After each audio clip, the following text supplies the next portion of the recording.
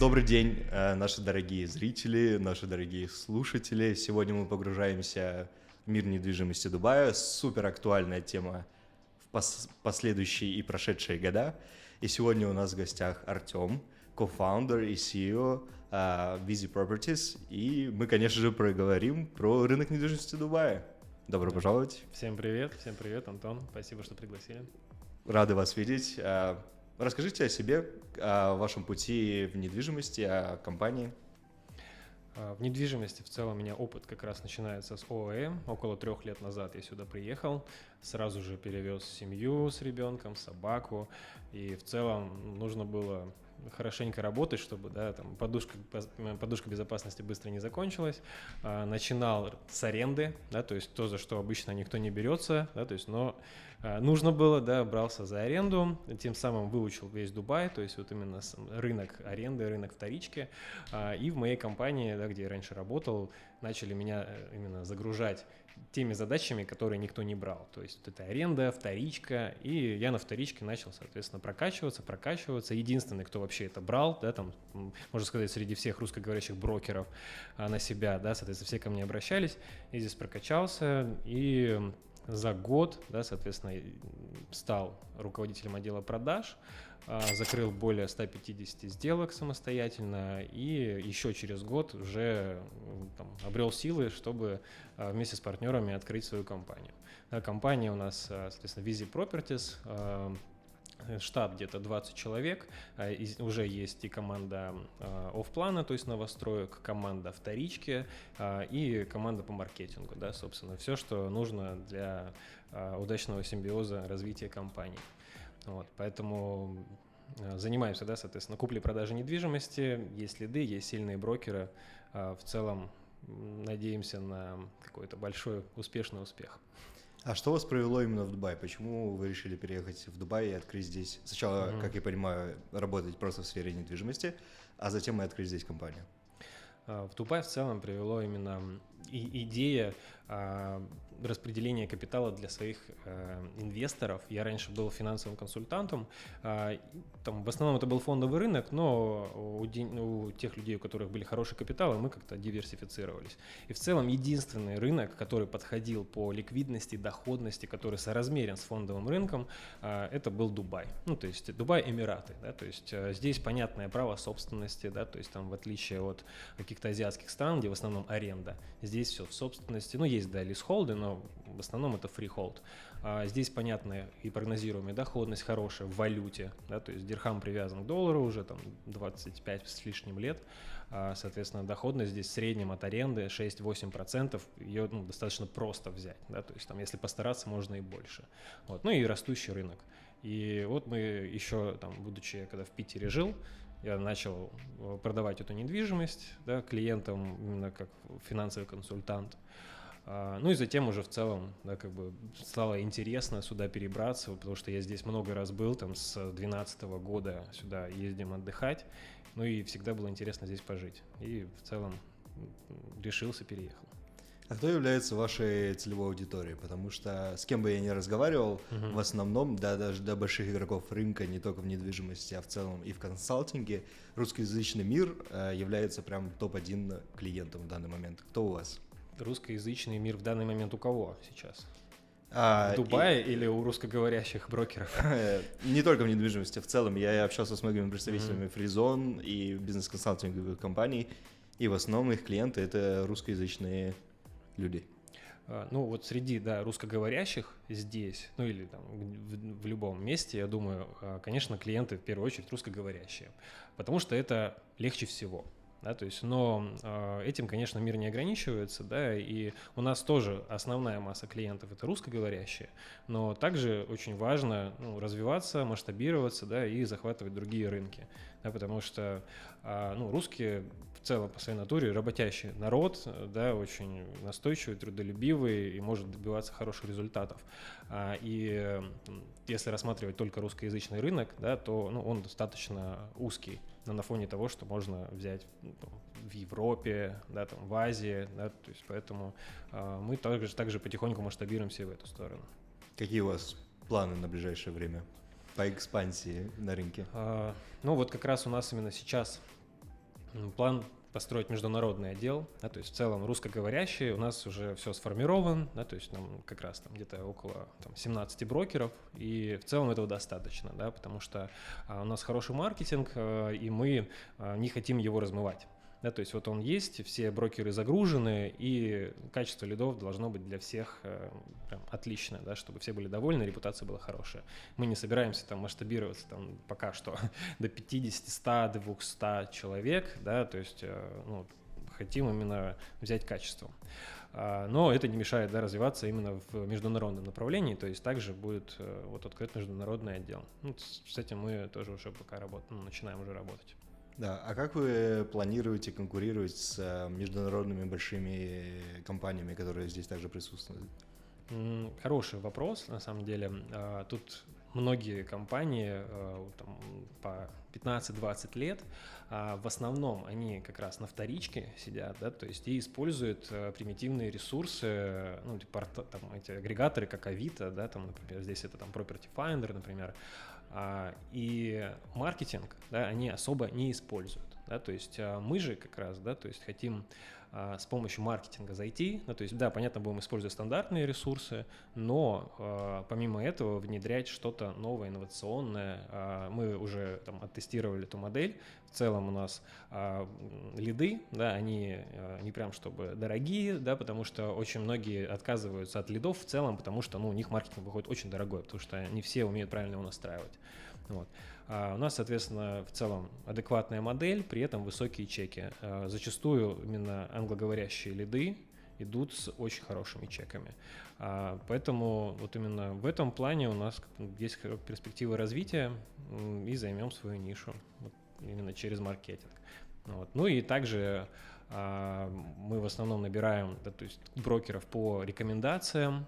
Поэтому, ну, то есть уже не та стадия, чтобы выращивать, да, там с нуля, да, там, как многие компании, которые там 100, 200, 300 сотрудников, они берут и выращивают, да. Нет, мы сразу уже берем опытных и как раз опытных англоговорящих, совместить с хорошим маркетингом, ну, вот получится комбо, которое в целом дает хороший результат. А насколько сильно работает сарафанное радио в мире real estate здесь? Очень хорошо работает, особенно среди русскоговорящих. И особенно среди тех, кто покупает недвижимость удаленно. Да, то есть далеко не все здесь проживают, да, инвестируя, даже, можно сказать, больше половины, да, она проживает в своих странах. И, конечно же, людям нужен свой человек. Да, то есть многие, да, просто по рекламе, конечно, обращаются, да, и видят человека первый раз. Но часть людей доверяет уже проверенным людям, потому что, ну, доверяешь, по сути, свой капитал, и брокер здесь на месте, да, он закрывает не только там куплю-продажи, да, то есть он, в принципе, свой доверенный человек, которому можно доверить там, деньги, юридические моменты, да, там, да, вплоть до того, что там, не знаю, школу выбрать, да, ребенку. То есть вот такой человек здесь нужен. И, конечно, такие люди зачастую через рекомендацию идут. Поэтому, да, сарафанка работает. В целом, да, там, у меня уже я 2 года не беру как лиды, да, то есть заявки. Все через партнеров и рекомендации, ну, то есть сарафанка. А почему рынок Объединенных Арабских Эмиратов настолько популярен сейчас? Почему здесь так много инвестиций, особенно в недвижимость? Во многих странах нет такой доходности, да, то есть если есть доходность высокая, то, как правило, она не валютная. Да, то есть доллар, ну, дирхам привязан к доллару, да, то есть поэтому здесь и рынок растущий, перспективный, понятный, да, то есть, например, там, я не против там, Таиланда, Бали, классные рынки, высокая доходность, но Бали и Таиланд, они через 20 лет будут Бали и Таиландом, да, то есть там глобально ничего не поменяется, а Эмираты, там, в первую очередь Дубай, конечно, они будут колоссально другие. Там, 10 лет назад Дубай был совсем другим городом, Эмиратом. И, соответственно, только, ну, я верю, что именно у этого Эмирата, у этого места есть все шансы стать этим городом будущего. Да? То есть Эмираты через 20 лет будут абсолютно другие. Ну и за счет этого, конечно, понятен именно рост. Вот. Также, да, то есть здесь очень лояльная страна в плане налогообложения. Да, то есть здесь нет налога на прибыль у физических лиц. Да, у юрлиц там крайне маленький этот налог, да, то есть тот же, например, НДС, да, VAT, здесь 5%. да, там в России 20. Да, то есть здесь нет, ну, вот именно таких, там налог, например, корпоративный здесь всего 9%, и то от чистой прибыли, и то от, там, ну, условно, 400 тысяч чистой дирхамами. По сравнению там с Европой, ну, там 40. Да, то есть где-то больше, где-то меньше, и, ну, и там очень жестко с этим все, ну, там, компании прессуют, да, то есть, ну, сейчас там, да, такая ситуация, что деньги забирают. Ну, не забирают, как бы, начинают, да, за каждой копейкой следить, поэтому очень многие европейцы сейчас инвестируют сюда. В плане безопасности, да, опять же, одна из самых безопасных стран. Да, то есть, опять же, на фоне сейчас инцидентов, да, в Европе, да, сейчас не так спокойно жизнь стала, как раньше. Сюда очень многие мигрируют просто потому, что здесь безопасно, очень мало случаев, да, с преступностью, везде камеры, да, ну, реально можно оставить квартиру открытой, да, то есть никто там не войдет, потому что, ну, как бы строгая охрана, везде камеры, ну, то есть здесь, ну, действительно такая зона комфорта, ты об этом не думаешь, да, то есть там идешь по улице ночью, не оборачиваешься по сторонам, да, ну, как бы, ну, в России действительно, да, вот ты идешь ночью по пустому, ну, кварталу, да, никого нет, ты будешь смотреть по сторонам, ну, такое твое чутье, а здесь вообще такого нет. Вот, поэтому комфортно. Ну и в целом много разных фишек, там такие как ипотека под 4%, получение резидентства довольно-таки простое, да, то есть там, да, либо там, трудоустройство, либо это покупка недвижимости, ну, то есть это достаточно легко себя здесь чувствовать неприезжим. Вот, поэтому ОЭ выбирают очень многие, как инвесторы, так и просто для жизни. А среди ваших клиентов что превалирует? Люди, которые покупают недвижимость для себя или как вклад своих денег? В основном вклад своих денег. То есть здесь такая модель, что очень многие инвесторы покупают для сдачи в аренду, либо для, опять же, прироста капитала. Да? То есть купил-продал, купил-продал. И рынок это дает благополучно, потому что растущий. Да? И опять же за счет там, рассрочек здесь, беспроцентных, можно зарабатывать на вот этом плече. Для жизни, да, тут, конечно, многие живут, но в процентном соотношении тут же как в Эмиратах 90%, да, то есть ну, в Дубае 90% экспаты, 10% местные. И эти 90%, да, соответственно, они, ну, не все могут себе позволить жилье, да, то есть далеко не все. Поэтому они все арендуют, все, ну, большинство. За счет этого, конечно, здесь хорошая доходность на аренду. Но они, если себе не покупают недвижимость, то покупают как раз те, кто могут это сделать за рубежом. Вот. Поэтому, ну, да, это город экспатов, которые приехали сюда зарабатывать деньги. Вот. А многие инвесторы, которые зарабатывают за рубежом, они просто сюда инвестируют, спокойно здесь, соответственно, крутят свои капиталы, приумножают, потом могут их забирать, либо также продолжать крутить бесконечно. А вам не кажется, что Дубай может пойти, к примеру, Китая, когда были огромные инвестиции в недвижимость, строились какие-то колоссальные объемы, и многие города стали призраками, потому что объем был отстроен, но люди не приехали, люди просто, у них не было возможности выкупить эти площади, и поэтому получались пустые города. Даже сейчас, когда я гуляю, допустим, по даунтауну, это особенно видно, многие башни стоят просто вечером, и это не офисные, а именно residential башни, стоят пустые, у них не горит свет по вечерам или на пару этажей, и то есть огромное количество площадей просто простаивает. Ну, на самом деле, Дубай по населению постоянно растет. На 200 тысяч в год, да, соответственно, население официально прирастает, только официально. Вот, поэтому в плане именно пустых помещений, ну да, они такие есть, да, потому что многие люди просто сюда инвестируют, чтобы там, сохранить деньги, да, то есть им даже не всем интересно сдавать. Да, то есть многие просто покупают какие-нибудь квартиры люксовые, там какие-нибудь пентхаусы на Blue Waters, просто чтобы вот были в коллекцию, да, то есть такое тоже есть. Но большинство, конечно, все равно реализует, сдает, и сдается очень хорошо. Здесь же высокая аренда, очень высокая. То есть если бы здесь квартиры все пустовали, то аренда была бы низкая, потому что ну, люди бы снижали бы цену, демпинговали друг друга, лишь бы сдать. Но такого не происходит. И до сих пор аренда где-то 7-8% на ликвидных юнитах можно взять. Да, там на каких-то больших квартирах, там в виллах это сложнее, но на небольших, которые больше всего востребованы, это нормальная доходность. То есть какое-то дорогостоящее жилье, лакшери апартаменты, они сейчас проседают в аренду. в аренде они в целом, я думаю, по всему миру так, вряд ли дадут высокий ROI. Да, но они зато часто растут в цене лучше, потому что их мало, они уникальны. Да, то есть там студии в каком-нибудь доме, небоскребе, их очень много, студий однушек, и это не позволяет цене быстро расти. А если, например, взять какой-нибудь проект, где там, 30 квартир, да, вот недавно был проект классный, на закрытых продажах продавали, то есть даже никому в доступ, да, брокерам не разослали, только топовым брокерам, топовым агентствам, да, дали продавать эти проекты, да, то есть в том числе нам, и мы своим инвесторам предлагали, там квартиры стоили от 50 миллионов дирхам, да, то есть это 15 тысяч долларов. Они, естественно, прирастают в цене сразу, моментально, потому что их всего 30 на полуострове. И, конечно, сдаваться они вряд ли будут там с 8-10% годовых, вряд ли, потому что это неадекватно, можно сказать, для рынка деньги. А в плане именно какой-то эксклюзивности они очень сильно вырастут, в отличие там от студий каких-то. Вот. Поэтому эксклюзивные, уникальные юниты для перепродажи, да, огонь. Для сдачи тут надо уже смотреть по рынку, по ситуации, но скорее нет, чем да. Я здесь со стороны простого обывателя, и мне очень часто в Инстаграм особенно попадаются рилсы, которые просто кричат, что рынок недвижимости Дубая — это огромный пузырь, который со дня на день лопнет. Как вам кажется, правда это или нет? Я тоже видел эти рилсы, и, кстати, они прям заметно сейчас как-то сошли на нет, то есть уже все меньше и меньше и меньше, видимо, потому что, что-то не лопается. Странно.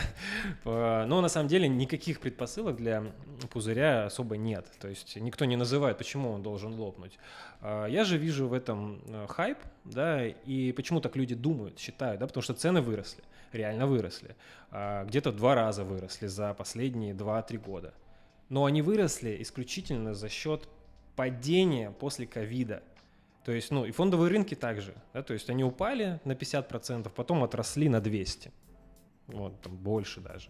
И в целом, да, то есть эмиратская недвижимость и недвижимость всего мира так и произошло, у многих стран. То есть и в Дубае также. В ковид очень сильно просела и аренда, и именно стоимость недвижимости, потому что все уехали. Да, то есть все, тут же экспаты в основном, 90%. И, конечно, большая часть из них уехала. Все, соответственно, это отразилось на аренде, отразилось на стоимости. На 50% рынок упал, и потом все, там, ковид закончился, и начали сюда стекаться капиталы много-много-много-много. И вот это как раз там 200%, да, то есть отросло выше, чем ковидная история, да, кажется пузырем. То есть там стоимость недвижимости выросла там, в 2 раза за год, за 2 года, да, это кажется пузырем. Но на самом деле это просто вернулось к тем же ценам, которые были. Очень многие сейчас районы до сих пор еще не переросли 2018 год. То есть в 2018 году, соответственно, там уже предкризисные времена, потихоньку там сначала стагнировала недвижимость, а потом уже в ковид просела. Вот и сейчас цены до сих пор еще там на уровне 2018 года. Вот. Но при этом там ВВП выросло, многие, да, соответственно, локации развились, инфраструктура развилась, огромное количество денег со стороны именно правительства сюда было вложено, соответственно, перспективы для роста еще имеются еще на очень-очень долгий период. А с вашей точки зрения, какой сейчас тренд у застройщиков Дубая? Они переориентируются на районы и комьюнити, или они также выбирают какую-то точечную застройку? Тут от застройщика зависит, конечно. В целом, самые крупные застройщики, они, да, выбирают концепцию комьюнити, и потребитель тоже зачастую выбирает именно комьюнити, потому что в комьюнити комфортнее жить. Да, то есть это не хаусный район, где разные застройщики, там один там вообще не строит, да, другой построил красивый дом, другой не очень, где-то старый дом, новый дом, и там инфраструктура там, конечно, страдает. А если один застройщик берет целый район, то он, конечно, делает из этого конфетку, особенно если он до этого уже сделал такой же район, то тут вообще беспроигрышный вариант. Но, как правило, такие комьюнити сильно дороже, то есть на процентов 30-40, они даже если рядом, но от одного застройщика это будет дороже. Но это все равно раскупается еще быстрее, чем вот эти хаотичные районы. Поэтому какой застройщик может это себе позволить, они так делают, и хорошо. И также очень часто я вижу во многих рилсах, и вообще мне кажется, что это особенно актуальная тема у людей, которые хотят купить недвижимость здесь, особенно для себя, это как выбрать застройщика, какой из застройщиков наиболее качественный, потому что многие сталкиваются с плохим качеством строительства здесь. Кого лучше выбрать? Тут действительно, да, в плане качества, если мы сравниваем, да, там, с нашими российскими дизайнерскими ремонтами, которые каждый под себя делает, да, потому что у нас в основном все сдается прям, там, может быть, вообще без краски, без штукатурки, да, там просто голые стены, и каждый для себя делает что-то классное. А здесь просто по закону идет ремонт в комплекте, и уже от застройщика зависит, какой он этот ремонт сделает. Кто-то сделает круто, кто-то просто как бы для галочки. И в целом там 80%, конечно, застройщиков имеют ремонт обычный. Есть брендированные дома, да, вот, которые, конечно, соблюдают какой-то вот именно дизайн, красоту. И если вот именно говорить про качество, лучше тогда брать брендированный дом. Он будет значительно дороже, но там как раз будет качество отделки прям обалденное. Если говорить просто про застройщиков, то тут выделяются Шоба и Эллингтон. Да, то есть это самые такие, вот если мы говорим про масс-маркет, да, не какой-то эксклюзив, без брендов, это Шоба Эллингтон из там, сегмента чуть-чуть подешевле, имтияз. У них отличное качество, да, это качество, конечно, подталкивает цены, то есть Шоба выделяет, оно подороже будет, чем там, другой застройщик с менее хорошим качеством, но это стоит того. А как же большие игроки, особенно популярные у всех, и даже, мне кажется, MR это стало сослагательным словом в Дубае, учитывая особенно их квартальную застройку, комьюнити районы и количество брендинга на зданиях, которые они размещают. Что вы можете сказать про MR и, допустим, как мне кажется, его главного конкурента это Дамаг в плане объема строительства?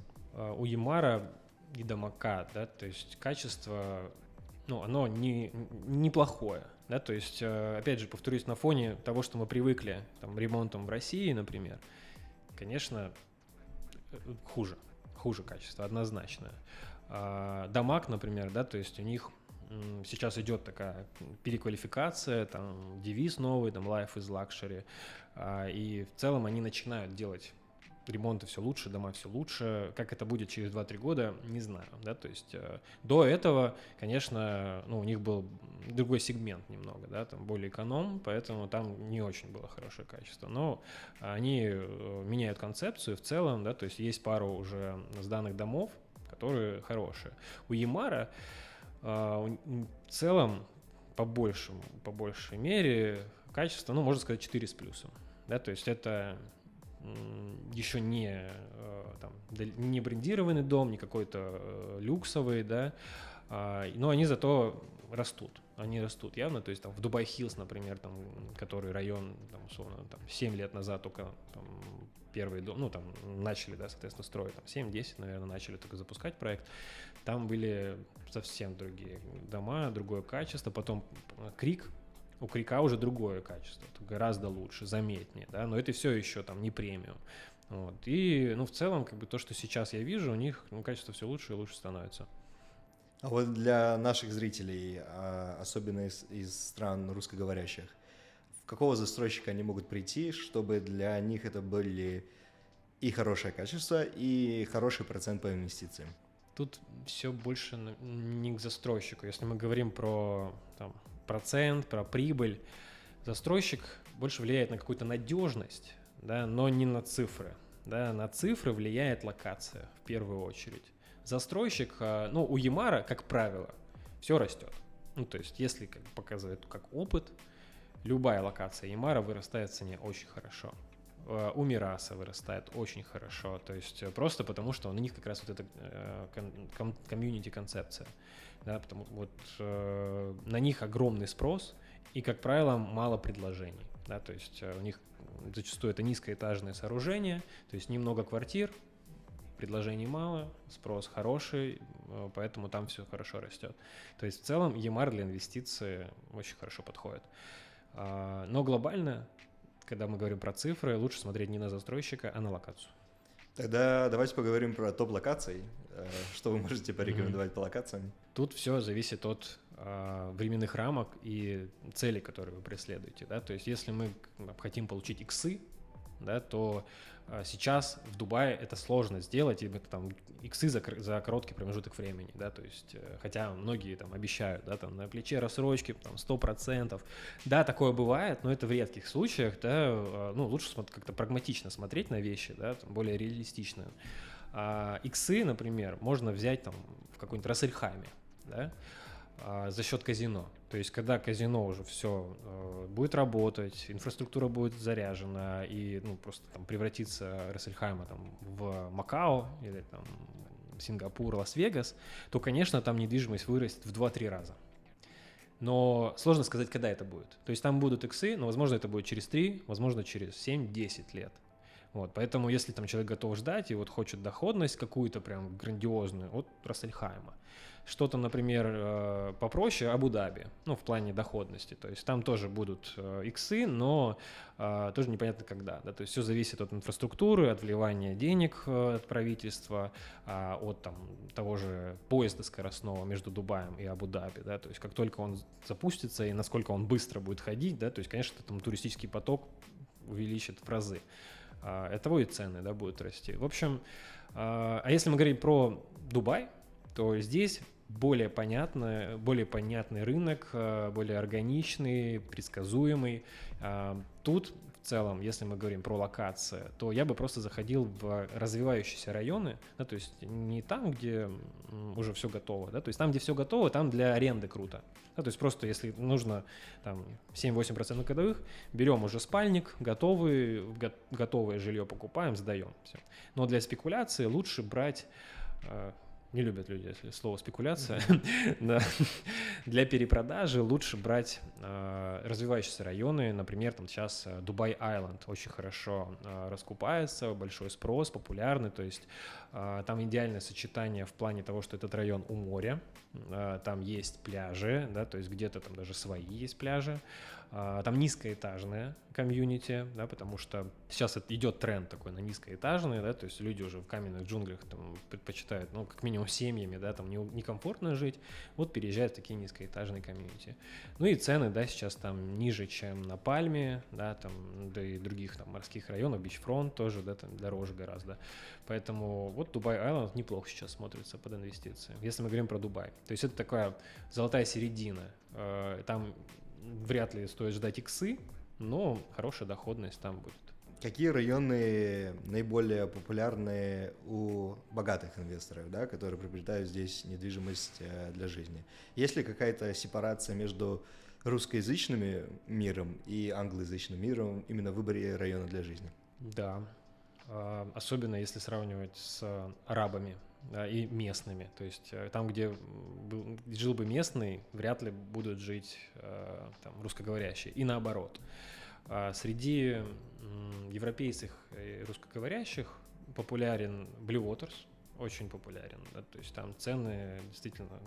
То есть там, ну, наверное, если говорить там, про цены на однушку, это самый дорогой район.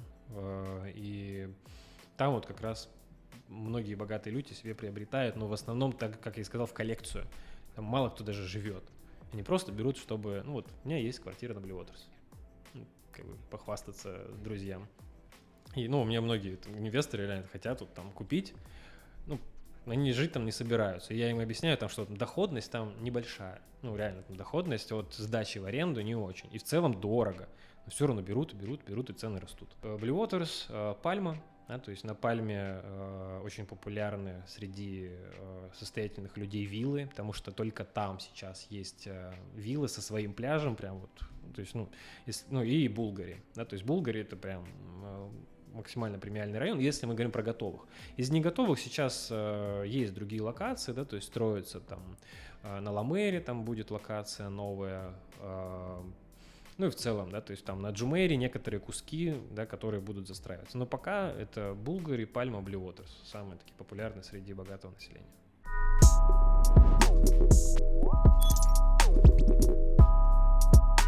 И сейчас у нас будет наша традиционная рубрика, где мы зачитываем мифы и спрашиваем наших гостей, так ли это на самом деле или нет. И первый наш миф – недвижимость в Дубае доступна только резидентам.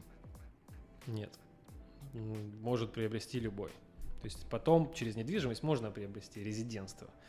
Но тут по-другому работает. Покупка квартиры автоматически дает гражданство. Неправда.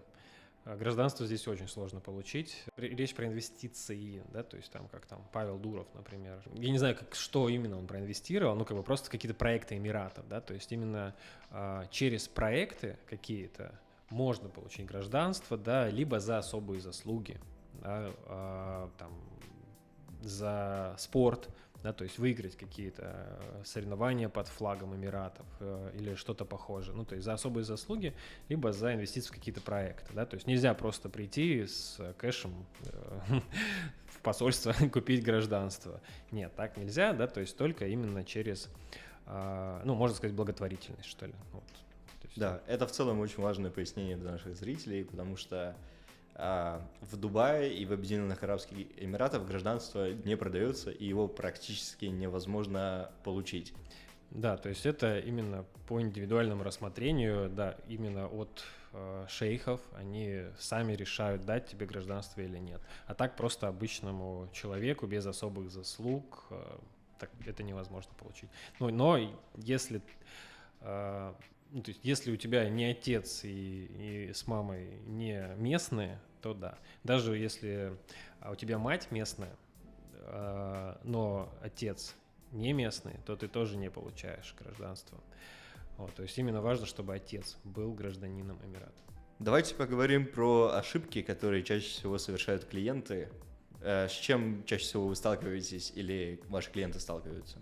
Зачастую клиенты, покупая под какую-то определенную цель, да, принимают решения на основе там, эмоций. Например, если мы говорим про инвестиции, да, то есть они берут под себя, ну, как для души, хотя не собираются там жить. Ну вот им нравится вот этот район, нравится этот ремонт, квартира, да, но на самом деле гораздо проще было бы просто взять убитую квартиру, но в лучшей локации, чтобы получать высокий доход, да, а они просто именно эмоционально двигаются.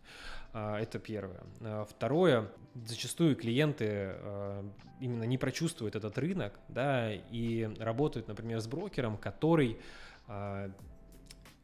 узко специализируется, да, и в основном, например, на новостройках. Да, то есть у него опыт только на новостройках, он знает, сколько это стоит у застройщика, насколько это будет стоить через там, 3 года, когда это построится, на вторичке. Это он не может сказать, да, потому что нет такого опыта, он еще там недавно в Дубае, да, то есть, ну и в целом только на новостройках он живет. И это важно, да, то есть важно работать с брокером, у которого есть опыт сдачи, опыт перепродажи, да, потому что именно он знает, за сколько можно продать.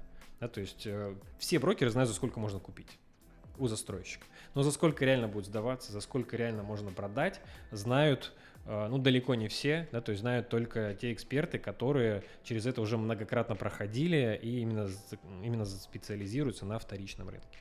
Вот. Это частая ошибка, да, потому что там брокер может наобещать многое, может быть, даже не обманывать, а просто не знать. Да, и клиенты рассчитывают именно на слова брокера, на обещания брокера, хотя он понятия не имеет на самом деле, сколько это действительно стоит потом. Да, то есть есть там у застройщиков сейчас зачастую дороже, чем вторичка. Да. Это может быть реально потом вырастет. Да, прям в разы это может вырасти. А может наоборот.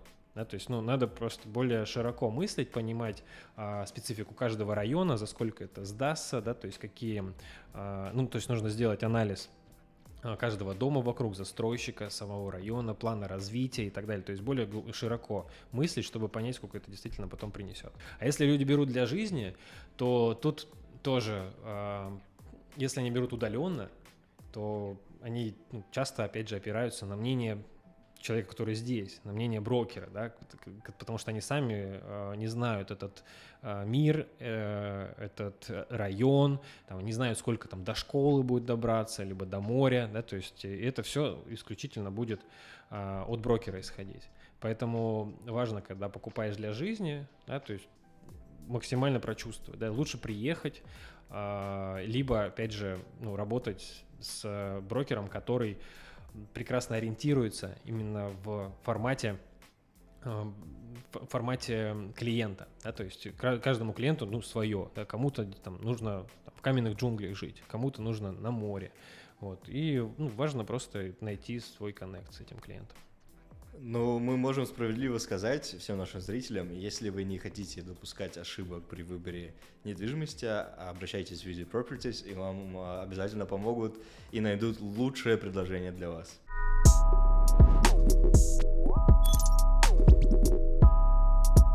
Цены на недвижимость в Дубае сильно завышены и скоро рухнут. Нет никаких предпосылок пузыря. В целом то, что сейчас говорят, да, что слишком дорого, это реально относительно ковида. Вот. А так, если смотреть статистику по стоимости квадратного метра в мире, в крупных городах, то Дубай, насколько я помню, что-то 40-е место, что ли, то есть условно до какого-нибудь Токио, Сингапура ему очень-очень далеко, поэтому вот как раз это и зона роста, и как и развития, так и цены. Мне кажется, что сейчас в целом это общемировой тренд, что недвижимость становится невероятно дорогой, и все меньше и меньше слоев населения способны купить себе какую-то собственность. Если мы возьмем цены еще 20-30 лет назад, не говорю уже про наших бабушек и дедушек, которые покупали недвижимость условно за бесценок, то сейчас не только в Дубае, не только в России, во всем мире какая-то беда с этим. Для этого и придумали кредитные инструменты, да, рассрочки, ипотеки, которые облегчают. То есть, на самом деле, мне кажется, это как раз из-за этого все и произошло. То есть, ввели ипотеки, рассрочки, кредиты, и это подтолкнуло рост цен вверх настолько, что сейчас только так можно и купить. Вот, поэтому, для Дубая, то есть, здесь это не так работает, да, то есть в России действительно за кэш сложно обычному жителю купить сразу недвижимость, да, поэтому, ипотеки достаточно сейчас не особо, но вообще в целом комфортные. В Эмиратах покупают часто тоже местные, то есть резиденты в ипотеку, а кто не резидент, у кого нет возможности взять ипотеку, берут в рассрочку. Это тоже, упрощает, да, соответственно, вот эту процедуру, да, покупки, не имея сразу всей суммы. Поэтому, да, тренд такой есть. Все уже в такое время живем.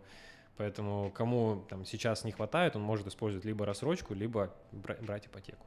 А насколько актуальна рассрочка среди ваших клиентов? И я особенно слышу, что Дануб отличается какой-то очень маленьким процентом по рассрочке. Да, то есть, маленький процент в плане долгий срок платы рассрочки. То есть проекты, по-моему, 8-9 лет даже есть. Такое бывает.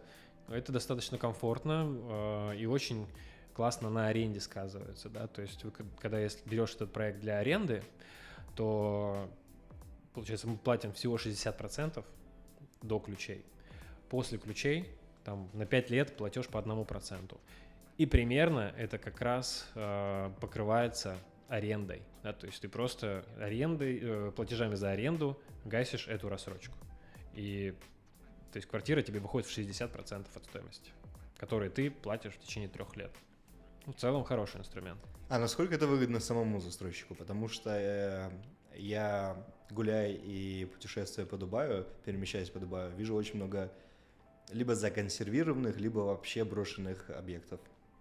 Насколько вот эти уловки, которые должны, с одной стороны, привлечь новых клиентов и кэшфлоу в компанию, с обратной стороны, возможно, ведут ее к банкротству.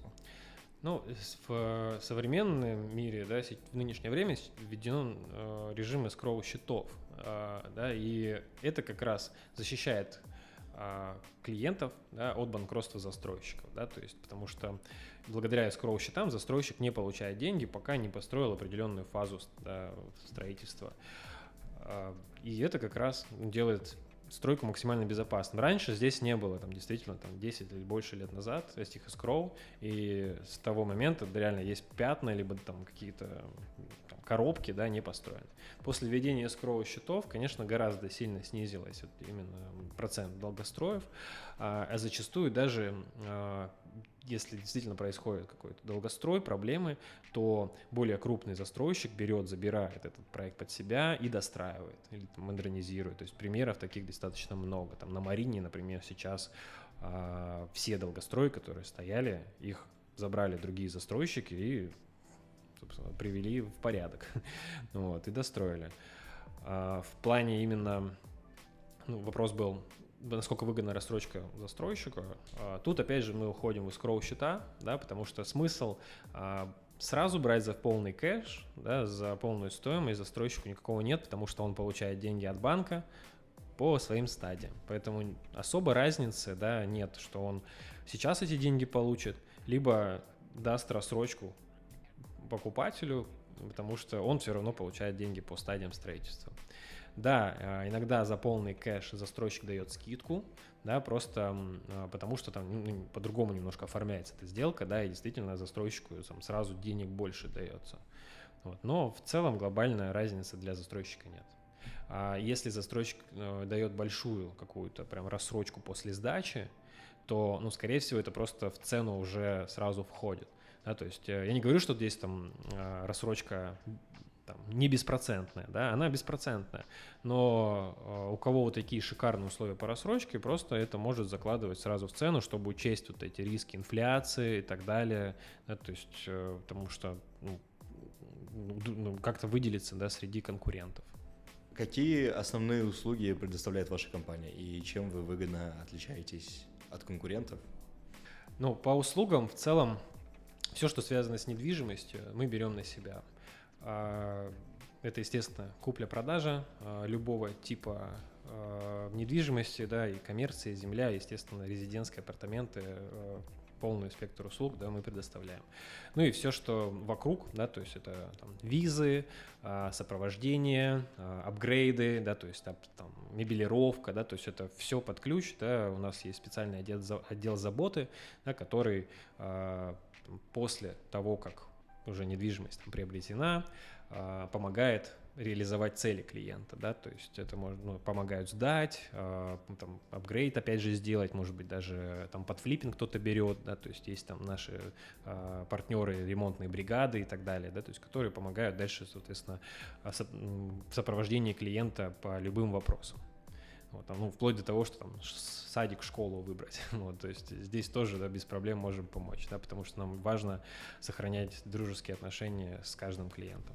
У нас хоть и небольшая команда, но мы как раз набрали полный состав, необходимый, да, для того, чтобы закрывать все цели. То есть у нас есть команда вторички, да, то есть тот, кто работает с продавцами. То есть если есть покупатель, то есть продавец. У нас есть команда именно оффплана, новостроек, да, то есть все ребята это топ-брокеры, да, то есть там, минимум 2-3 года стажа, и они, соответственно, работают с покупателями, да, то есть уже цикл, да, то есть продавцы, покупатели есть. И третья составляющая – это маркетинг, да, в который мы вливаем приличную сумму денег, да, и при этом используем все самые топовые ресурсы для того, чтобы получать высокие чеки в короткий цикл сделки. Да, то есть это очень важно, да, то есть не распыляться на все ресурсы, да, а именно подходить точечно к тем, которые дают наиболее хороший результат. Вот. Также у нас широкая сеть партнеров, да, которая, опять же, к нам там обращается с помощью там, подобрать вторичку ту же, да, то есть очень много русскоговорящих агентств, да, где в основном только новостройки.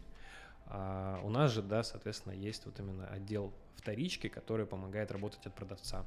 Вот, поэтому, если клиенту нужно сдать, продать, купить все что угодно, все это мы можем делать именно в рамках нашей команды. А какой ваш личный любимый маркетинговый инструмент? Потому что, мне кажется, сейчас вообще у многих компаний тренд на диджитал-маркетинг, и многие компании пытаются зайти и в TikTok, и в YouTube, и в Instagram, и во всех плоскостях развивать свой бренд. Чем чаще всего вы пользуетесь? В основном контекст. То есть контекстная реклама, как правило, да, то есть занимаем топовые позиции, и это дает наиболее хороший результат для нас. Также используем YouTube. Да, то есть в целом можно найти наши ролики, да, если там премиум аккаунта нет, то наверняка попадешь на них. Вот, то есть таких два ключевых. Остальные тоже, естественно, развиваем. Но фокус, конечно, держим больше вот на первых двух. А насколько важен диджитал-маркетинг как в целом маркетинговый инструмент прямо сейчас в рынке недвижимости? Ну, диджитал имеется в виду, там, соцсети, да. В том числе и контент, любая реклама в интернете. А какая иначе сейчас может быть реклама? Но на баннерах да, писать? в Дубае, мне кажется, это же огромный рынок наружной рекламы, такси, баннеры и так далее.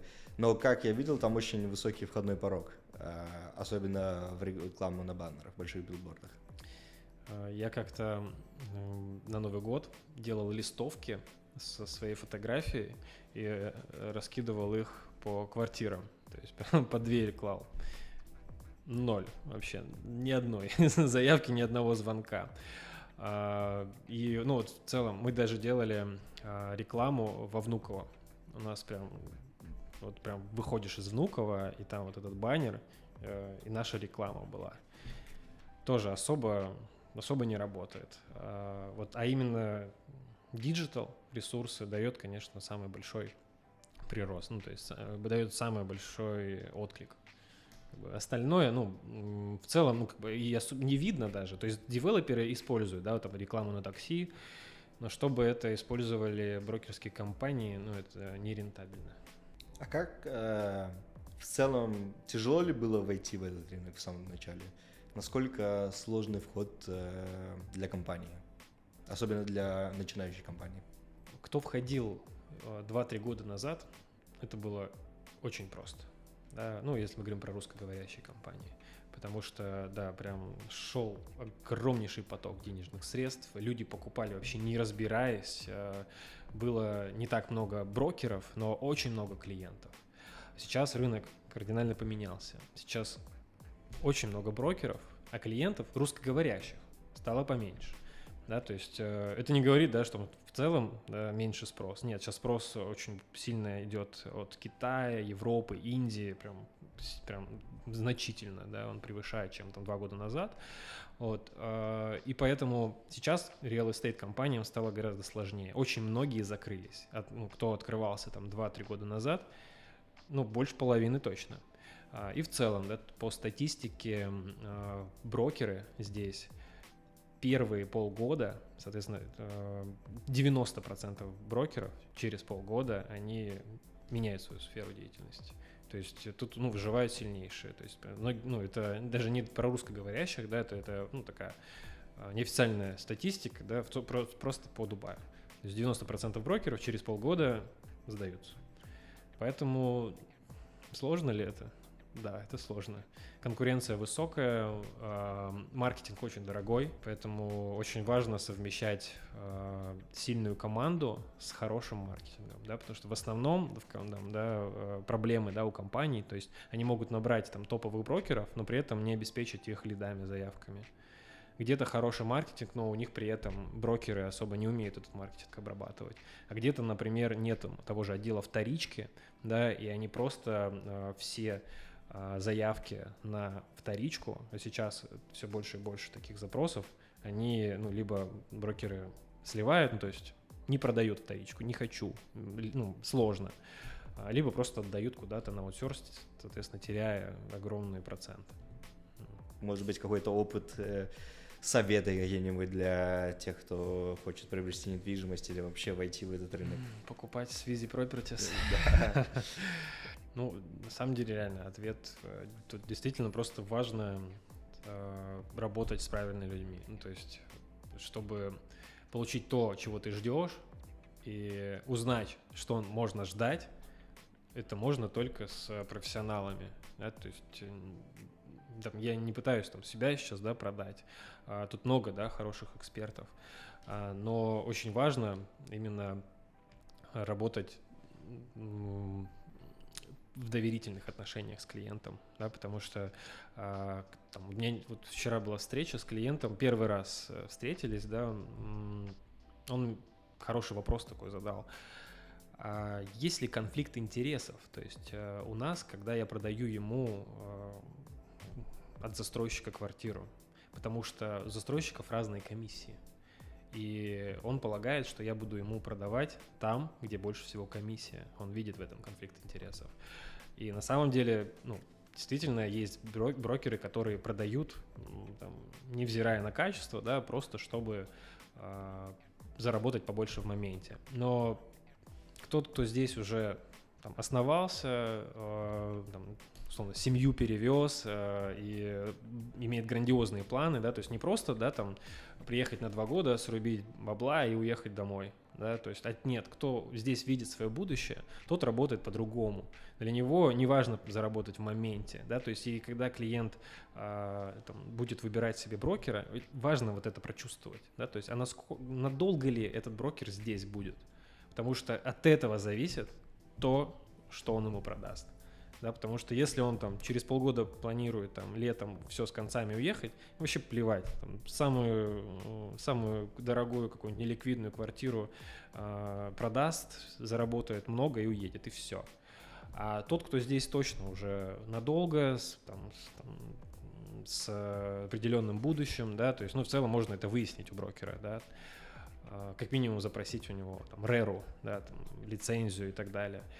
И тот, кто здесь уже основался, конечно, он работает в долгую. Он продаст с меньшей комиссией проект, но потом он его перепродаст, купит еще что-то, да, то есть потом сдаст, и он заработает много-много-много раз с этим клиентом. Не на этом клиенте, а с этим клиентом, да, то есть они заработают вместе. Купили раз, продали, купили 2, продали, потом сдали, еще, возможно. Потом этот клиент понял, что этот брокер красавчик и порекомендовал своего друга. И тут пошло сарафанка, и вот так вот этот брокер здесь надолго очень задержится. И поэтому ему именно интересно не one-time sell, да, то есть не один раз продать, а продавать именно что-то качественное. И важно, что нужно продавать то, что ты сам потом можешь перепродать. Да, потому что, опять же, некоторые ребята продают, но они не знают, как это продать потом.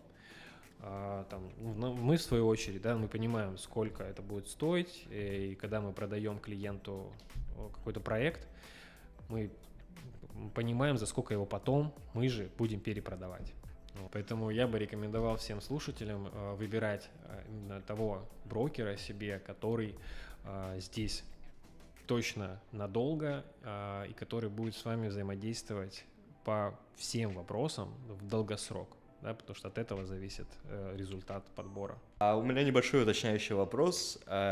Как новым клиентам, если они приходят не по рекомендации, распознать, что перед ними именно надежный брокер, которому можно доверять и который думает о долгосрочной перспективе и всегда будет на связи? Ну, помимо лицензии, да, тут очень, можно просто действительно connect. То есть самое главное, да, в продажах это выстроить взаимоотношения, да, то есть доверительные отношения. Ты можешь напрямую спросить, да, про семью и так далее, то есть сделать выводы.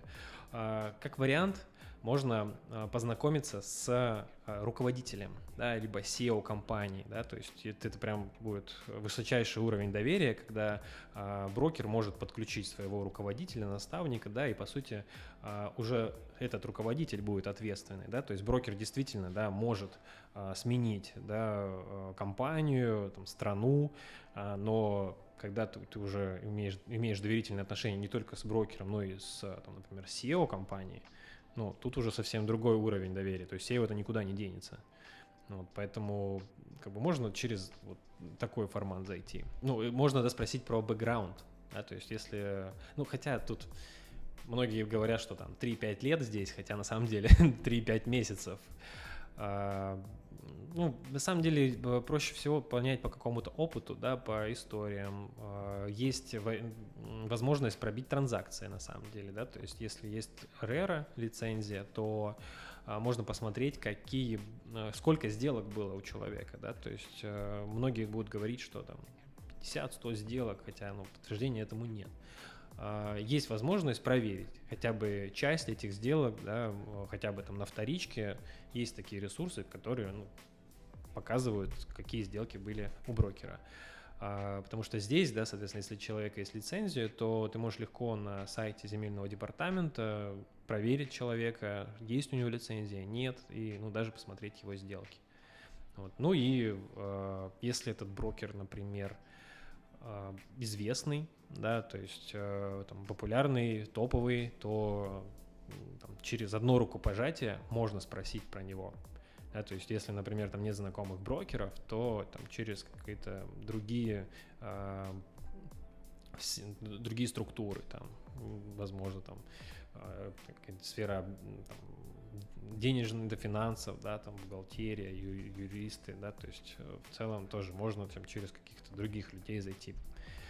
Поэтому способы есть. Еще очень важно, чтобы оценить опыт, соответственно, брокера, можно его поспрашивать как раз про рынок вторички. Да, то есть не то, что сейчас продается от застройщика, а то, что продается и продавалось раньше. Да, то есть, и таким образом определить его экспертность, давно ли он в рынке, да, то есть именно поспрашивать про готовые.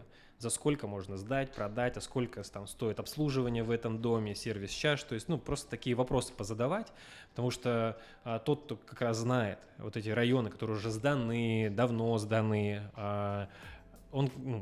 он имеет здесь опыт, да, то есть тот, кто обычно там, недолго работает, он в основном именно знает просто проекты, которые продаются сейчас у застройщика.